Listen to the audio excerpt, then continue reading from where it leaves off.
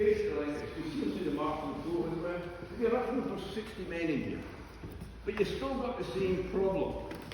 Up at the top here, you've got no toilets. No toilets in here. So up at the top here is a big bucket. 60 odd men in here at night.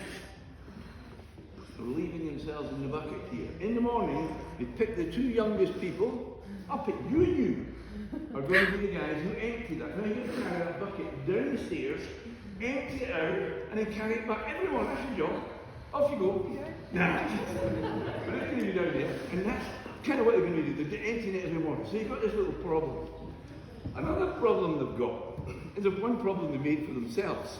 Remember, we are only bringing out here young men. No, I haven't been here. I've been at the office. No women. And the only women that come out would be young girls from families, because families came out here. The soldiers, what they call the pensioner guards. When you talk about a pensioner guard, they don't mean somebody who's like me, a pensioner. They mean somebody who's in his 20s. He's probably fought in the British Army, maybe against Napoleon in Europe. He's done his time in the armed forces, but he's trained in weapons. So he comes out here and he's the guards, so pensioner guards they call them. But most of them are young lads. And they come out with their families as well. But there's no real single women for these guys to interact with to get to build Western Australia and populate it. So they had this wonderful idea. The idea is, well, one of the things they're short of is things that women do, like seamstresses and things like that, and sewing. And they advertised them. And a bunch of women came out to do all this sort of work. But within a year they were all married, gone. That was it. As far as they weren't going to do that, they were all married.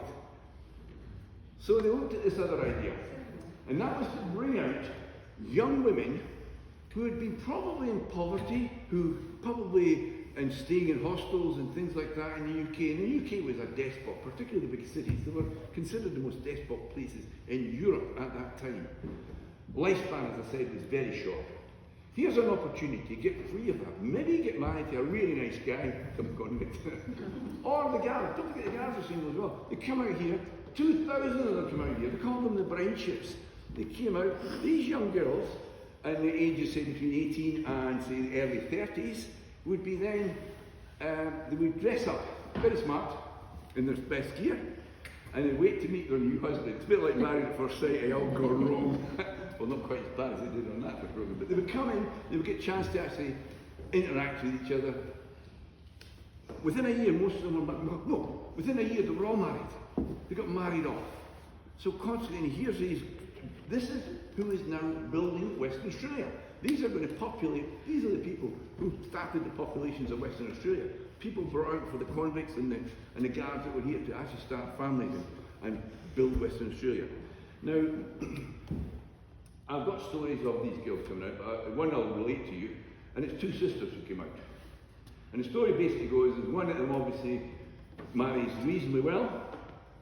One of them obviously didn't, or her husband died because she's on her own. But they're not allowed to contact each other because of distance. They just don't contact each other, but the poor one dies. She's not married, she dies. The other sister is allowed to go and see her and paid to go and see her where she is. She gets into her where she is kept, and she's horrified to find she's lying naked on a bench. So, and they say, why have you done this? And it says to pay for her burial. And that was how poor she was. People that were, them. So one does okay, and you can look at, I don't know how many people here in Western Australians have looked around the west and the little towns that are up there, been rebuilt by people who live there now. People, the towns that have been in, like in the mine sites. I used to go up there a lot and look around these old places, and I would think, wow, this must have been, how we live now, compared with how, and that's how they thought was quite good. They quite enjoyed it. If you ever go up to Leonora, there's a place at the back there up by the Magualia mine site, and the locals have built it up again, and you think, what a place, what an island. But you read about it, and the people actually had a very good community spirit. But they didn't know anything else. And if you've been in any poor countries and worked in any poor countries, which I've had the privilege of doing over my time, everybody seems to be happy. You're poor, nobody told you you're poor. They see laughing and joking all that. It's human beings. So they survive and make it. But there is another problem. We've got another problem. You've got all these convicts here. Now they've been sent out. Now they want to punish them.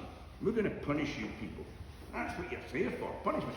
But we also want to reform you and turn you into a good person to be living in the establishment of Western Australia. We don't even want you to go in the eastern states. We want you, a lot of them did go to the eastern states. And just think one word. How would the establishment, the government think about, what would they think is of a means of making these men who have been criminals or convicts or whatever they did into good citizens, i.e. reforming them? One word, anyway. Some people do tell me, most people don't, but go for it. One word. Remember, we're in the 1800s. One word. I'm going to take you there now, guys. Church. Yes, absolutely. Religion. And it's only one religion, it's Protestant. So any of you Catholics, you're stuffed out. You're not getting. And there's no other religions. And we'll look at how we get around these problems. I'm going to take you up to the church itself. I'll stop in a way and just talk about some of the things going on here. But I'm going to take you up to what they call the Anglican Church. It's a Protestant church built by the engineers, the Royal Engineers. They actually put the designs in and how they did things. The convicts built. Come with me, guys.